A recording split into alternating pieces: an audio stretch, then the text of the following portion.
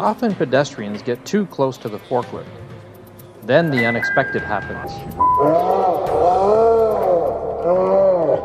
Forklifts hitting a pedestrian is a common forklift statistic. Pedestrians do not realize how dangerous forklifts can be.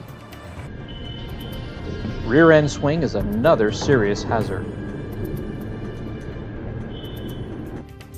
The red zone light forms a red line that keeps all pedestrians a safe distance away from the side of the forklift, especially rear end swing.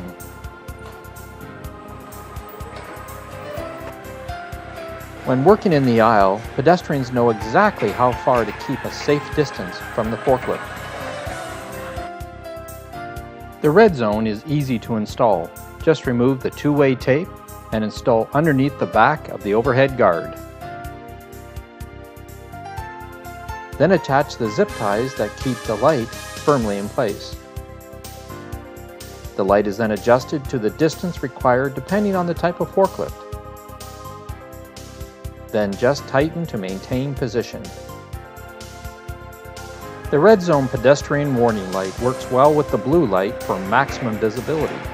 No one will ever say, "I just didn't see it coming."